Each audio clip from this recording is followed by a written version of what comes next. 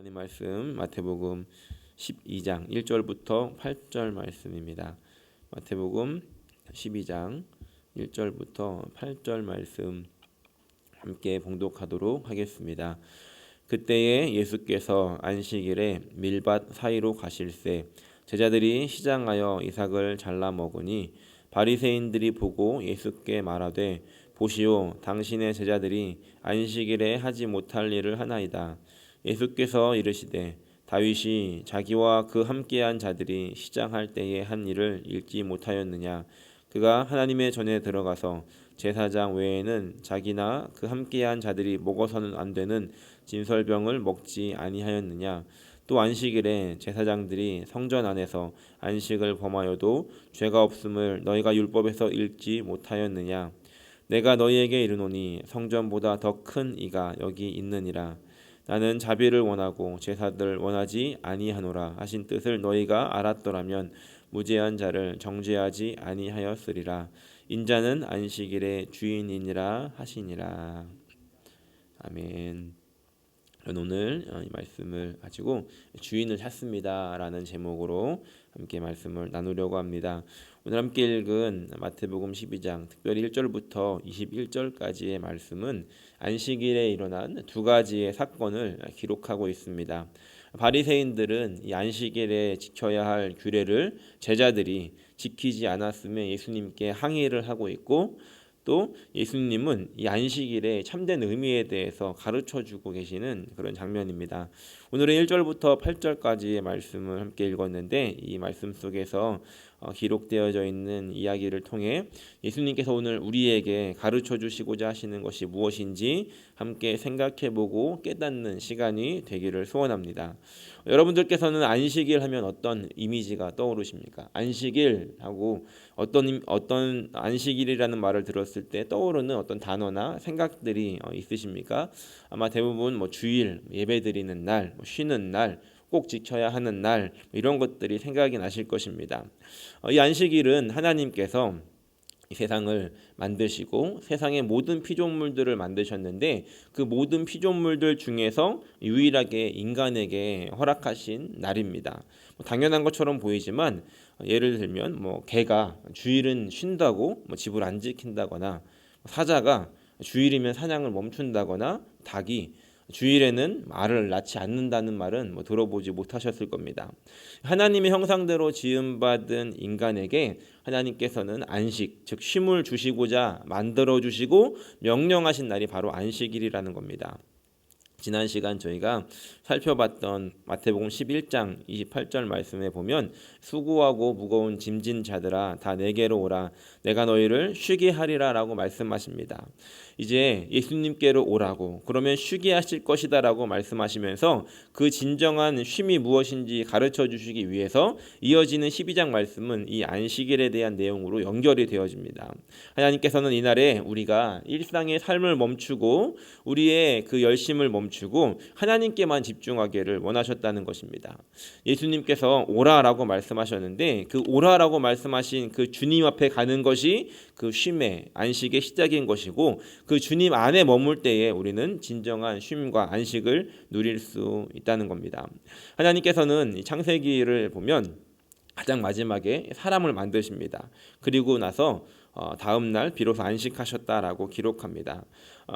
이 사람의 입장에서 보면 뭘 한 것도 없이 만들어지고 다음 날 눈을 떴더니 하나님의 안식에 참여한 셈이 되었다는 것이죠. 그러므로 우리가 생각해 볼 수 있는 것은 하나님께서는 모든 것들을 다 준비하신 후에 사람을 만드시고, 그 사람을 만드신 후에 가장 먼저 하신 것이, 바로 다음에 하신 것이 그 사람과 함께 안식하신 것이라는 겁니다. 하나님의 형상을 따라 지어진 그 사람이 이 에덴 동산에서 하나님과 동행하면서 하나님과 눈을 맞추고 하나님과 교제를 나누었다는 겁니다. 그것 자체가 안식이었고, 그렇기 때문에 사실 그 에덴 동산에서 하나님과 동행하는 그 시간들은 안식일을 따로 구별할 필요가 없었다는 겁니다. 하지만 하나님이 만드신 그 모든 것들을 인간이 거절했습니다. 범죄하여서 하나님을 떠났고, 그렇게 하나님을 잃어버린 그 순간 이제 그 인간은 안식할 수 없는 존재가 되었다는 겁니다. 하나님은 다시 그 안식을, 하나님과 동행하는 그 시간들을, 그 관계를 회복하시기를 원하셨고, 그 사랑하는 사람들과 눈을 맞추고 함께 하시기를, 그 쉼을 잃어버린 그 인간들에게 다시 쉼을 주시기를 원하셨다는 겁니다. 그렇다면 하나님의 이 소원이 언제 이루어지는가? 안식을 주시고자 하셨던, 쉼을 주시고자 하셨던 그 소원이 언제 이루어지는가? 그것은 출애굽 이후에 광야에서 마침내 이루어지게 되었다는 겁니다. 성경을 잘 읽어보면 창세기 2장부터 시작해서 3장부터 출애굽 이후에 광야 생활이 시작된, 광야 생활이 이제 접어 들어간 출애굽기 16장까지의 내용을 보면 안식일에 대한 내용이 전혀 기록되어 있지 않다는 것입니다. 하나님께서 아담을 만드시고 맨 처음에 그 에덴 동산에서 그러셨던 것처럼 이 사람이 하나님께만 집중하기를 원하셨고, 이 인간들은 하던 일을 멈추고 하나님이 부르실 때, 하나님 말씀하실 때, 하나님이 찾으실 때 언제라도 하나님께 집중하기를 원하셨다는 것입니다. 그래서 하나님께서 안식일을 만드신 후에 일주일 중에 그 하루라도 구별하여서 하나님께 머물기를 원하셨다는 겁니다. 하나님께 집중하는 그 시간들을 통해 하나님 안에 머물고, 그 하나님 안에 머물면서 쉼을 누릴 수 있었다는 겁니다. 그런데 안타까운 것은 이것이 아무리 좋은 것이라 할지라도 이 사람의 죄된 모습은 그것들을, 하나님이 주시고자 하셨던 것을 누리기는커녕 그것을 거절하는 존재가 되었다는 겁니다. 하나님께서 이미 이것을 알고 계셨기 때문에 하나님이 하셨던 방법은 무엇이었냐면, 이 안식일을 인간들을 위해, 하나님과 교제하기 위해, 이 정말 좋은 것을 주시기 위해서 하나님께서 허락하셨던 이 안식일을 오히려 엄격하게 지킬 수 있도록 명령을 내리시면서 하나님께서는 이 시간들을 인간들에게 명령으로 주셨다는 겁니다. 그래서 우리가 알고 있는 것처럼 십계명의 네 번째 계명이 되었습니다. 그리고 그냥 두면 방종으로 치닫는 이 인간들의 연약함을 아셨기 때문에 출애굽기와 레위기를 통해서 그 안식일을 그럼 어떻게 지켜야 하는가까지도 말씀해 주셨다는 겁니다. 이날은 불도 피워서는 안 되고 손님이나 종들도 쉬어야 했다는 겁니다. 출애굽기 31장 15절에 보면 이렇게 강하게 말씀하시는데 한번 같이 읽어보겠습니다. 엿새 동안은 일할 것이나 일곱째 날은 큰 안식일이니 야훼께 거룩한 것이라. 안식일에 일하는 자는 누구든지 반드시 죽일지니라 라고까지 강력하게 말씀하십니다. 하나님께서 정말로 안식일을 범하면 내가 너를 죽일 거야 라고 하는 것이 아니라, 이 안식일에 나에게 집중하는 것이 얼마나 중요한지 그 무게감을 인간들에게 가르쳐 주시기 위해서 이렇게 강력하게까지 말씀하셨다는 것입니다. 여러분들이 말씀 속에서 하나님의 마음을 느끼실 수가 있으십니까? 단순하게 그 행동을 제거하기 위해서, 어떤 종교 행위, 종교 생활을 위해서 안식일을 정해주신 것이 아니었다는 겁니다. 하나님께서는 이렇게 말씀하시는 것 같습니다. 나는 이 안식일을 너에게 아무것도 요구하지 않는다. 나는 이 안식일을 날 너에게 어떤 행동을 요구하는 것이 아니라 그저 내 앞에 머물러 있어라. 나에게만 집중해라. 나만 보아라. 나는 너에게 진짜 쉼을 주기 원한다 라고 말씀하시는 그 하나님의 마음이 이 말씀 안에 들어있다는 것입니다. 그런데 이후에 사람들은 이제 하나님께서 명령하셨던 그 안식일에 대한 이 명령을 어떻게 하면 잘 지킬 것인지를 고민했습니다. 그래서 규례들을 만들게 됩니다. 그리고 나서 안식일에 하면 안 되는 39가지를 규례로 정하게 되는데, 유대인들이 중요하게 여기는 그 율법 해설서와 같은 미시나라고 하는 책에 기록이 되어 있습니다. 39가지가 항목별로 굉장히 디테일하게 기록이 되어져 있는데, 물론 처음에는 그러지 않았겠지만 시간이 지나면서 사람들이 정해놓은 그 규칙, 그 규례를 지키느라고 정작 안식일을 주신 그 하나님의 마음은 잃어버리고, 그 안식일의 주인이신 하나님은 잊어버리고, 다시 말해 그 알맹이는 잃어버린 채 그 껍데기, 어떻게 하면 안식일을 잘 지킬 수 있을까라고 하는 그 껍데기에 집중하게 되었다는 겁니다. 오늘 성경에 등장하는 바리새인들은 그 39가지의 그 안식일 규례를 지키고자 열심을 내었던 사람들이었습니다. 그래서 그들이 볼 때 이 예수님과 제자들의 행동은 영 거슬리는 행동이 되었다는 겁니다. 그렇다면 오늘 이들이 시비를 거는 그 예수님과 제자들이 잘못했다는 것이 무엇인가? 1절을 보면 이렇게 기록합니다. 그때 예수께서 안식일에 밀밭 사이로 가실새 제자들이 시장하여 이삭을 잘라 먹었다라고 기록합니다. 물론 이 밭은 제자들의 밭이 아니고 남의 밭입니다. 하지만 그 당시에 규정에 의하면 사람들이 다니는 그 길가 쪽으로 나온 이삭이나 어떤 열매들은 도구를 이용해서 그것들을 이제 가져가는 것은 절도에 해당됐지만 그것을 손으로 그냥 잘라 먹는 정도는 충분히 용납을 해주었다는 겁니다. 그래서 다른 이삭을 잘라 먹었다라고 하는 그것은 이제 잘못된 부분이 아니지만 어떤 행위가 잘못됐냐면 그 이삭을 잘랐다는 것에 이제 잘못된 것이 생겨나게 됐다는 겁니다. 다시 말해서 그 행위가 추수가 된 것입니다. 추수가 된 것이고 또 그 이삭에서 알맹이를 먹기 위해서 이제 또 그것을 이제 까는 행위가 있지 않습니까? 이게 타작 행위가 돼가지고 금지하는 조항에 걸리게 되었다는 것이죠. 그래서 이 바리새인들이 2절에 보니까 그것을 보고 예수께 말하되 보시오 당신의 제자들이 안식일에 하지 못할 일을 하나이다라고 이렇게 말씀합니다. 그러니까 안식일에 이 정해놓은 그 규정을 위반했다라고 말씀하고 있다는 겁니다. 이 1절과 2절 말씀을 통해서 우리가 먼저 생각해 볼 수 있는 것이 있습니다. 그것은 지금 이 바리새인들은 이 안식일에 무엇을 하고 있는가 하는 것입니다. 이들이 지금 제사를 드리고 있었나요? 아니면 말씀을 묵상하고 있었나요? 아니면 기도를 하고 있었나요? 그렇지 않았다는 겁니다. 지금 이 바리새인들도 동일한 안식일에 있었음에도 불구하고 이들이 했던 것은 예수님 제자들은 지금 뭐 하나? 먹고투리 잡을 거 없나? 그것만 쳐다보고 있었다는 겁니다. 이 바리새인들의 관심은 어디에 있었습니까? 하나님이 아니라 누가 율법을 어기고 있는가에 온통 관심이 가 있었다는 겁니다. 그러고 있으니 이 바리새인들은 이 안식일을 제대로 누릴 수 있었겠습니까? 안식일에 하나님이 허락하셨던 그 쉼을 제대로 누릴 수 있었겠습니까? 오히려 이 안식일에 누가 잘못하는지를 쳐다보고 있느라고 더 피곤하지 않았겠습니까? 오늘날에도 이런 것을 좀 적용해 볼 수 있을 것 같습니다. 우리가 주일에 예배를 드리러 옵니다.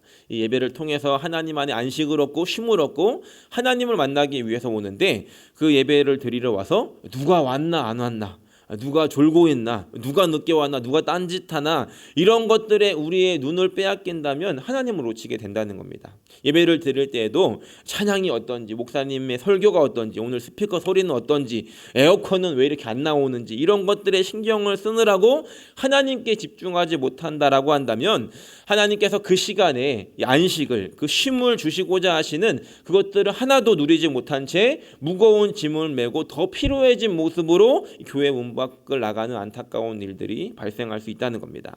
바라기는 오늘 우리에게 주어진 그 시간에 하나님께서 쉼을 주시고 안식을 주시기를 원하시는 그 시간에 이 껍데기가 아닌 알맹이에 신경을 쓰고 온전히 하나님께 집중함으로 말미암아 주님 안에서 쉼을 누리시고 함께 그것들을 누리며 살아가는 저 여러분들이 되기를 예수님의 이름으로 간절히 축원합니다.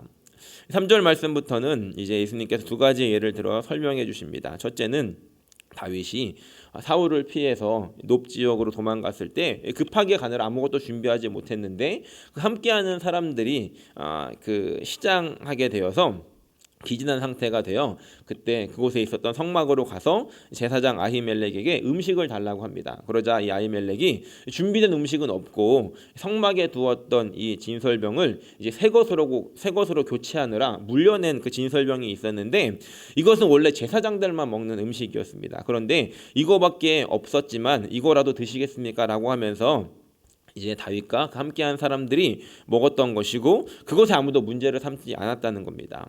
또한 이 안식일에 제사장들은 성전 안에서 제사를 드리느라고 이 안식을 범하게 되는데 그 규례를 범하게 됐는데 이 성전 안에서 이루어진 그 일들이기 때문에 그것이 죄가 되지 않는 그런 예외 사항이 있었다는 것을 예수님께서 말씀하고 계시다는 겁니다. 그러면서 6절에 보니까 내가 너희에게 이르노니 성전보다 더 큰 이가 여기 있느니라 라고 말씀하십니다. 물론 이 안에는 그 다윗보다도 내가 더 크다라고 하는 의미도 들어있습니다. 그리고 7절에 예수님께서 나는 자비를 원하고 제사를 원하지 아니하노라 하신 뜻을 너희가 알았더라면 무죄한 자를 정죄하지 아니하였으리라. 8절 인자는 안식일의 주인이니라 라고 말씀하십니다.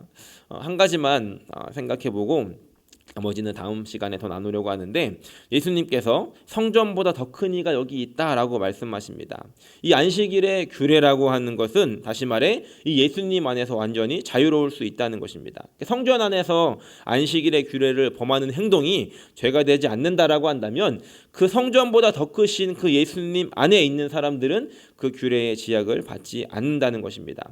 예수님께서 성전보다 더 큰 이가 예수님이시다라고 말씀하시는 것도 한 가지의 이유가 있습니다. 그것은 바로 이 성전이라고 하는 것이 하나님께서 친히 그 이스라엘 민족들 가운데 내려오셔서 내가 너희와 함께하겠다, 내가 너희들 가운데 거하겠다라고 하는 그 증표로, 그 형상으로, 그 모양으로 성막을 하나님께 허락해 주셨는데, 예수님의 이름을 우리가 임마누엘이라고 하지 않습니까? 우리와 함께하시는 하나님, 그 하나님께서 친히 오신 것이기 때문에 우리는 그 하나님 임재하시는 그 어떤 제한된 공간인 성막보다 이 하나님께서 직접 오신 그 예수님이 더 큰 존재라는 것을 우리가 생각할 수 있다는 것입니다.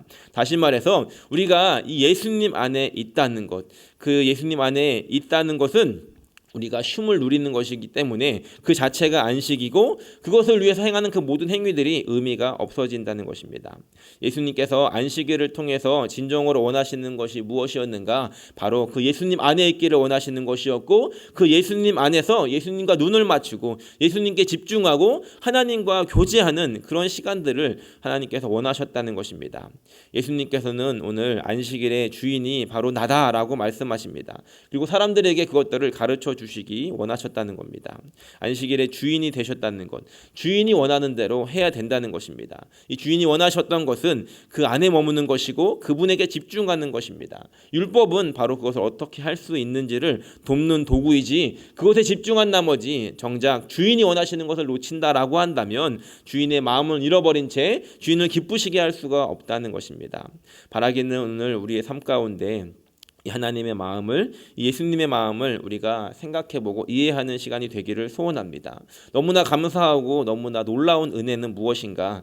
이 안식의 은혜를 예수님께서는 이 땅에 오셔서 매일매일마다 우리에게 허락하셨다는 것입니다. 단지 주일에만 그 정해놓은 그 하루만 우리에게 이 쉼을 허락하시는 것이 아니라, 정말로 우리가 어디에 가 있든지, 우리가 무엇을 하고 있든지 그 예수님 안에 우리가 거한다라고 한다면 우리는 그 시간에 안식과 쉼을 누릴 수 있는 은혜를 오늘 저 여러분들에게 허락해 주셨다는 것입니다. 바라기는 오늘 그날이 저 여러분들에게 오늘이 되기를 소원합니다. 오늘 우리에게 살아가는 그 순간이, 그 모든 한 걸음 한 걸음이 주님 안에 있음으로 인해서 주님이 허락하신 그 안식을 누리며 오늘 하나님께서 우리에게 주시는 이 말씀을 다시 한번 이해하고 오늘 우리의 삶의 주인이 다시 한번 주님이시라고 고백할 수 있는 그런 삶이 저 여러분들에게 있으시기를 예수님의 이름으로 간절히 축원합니다.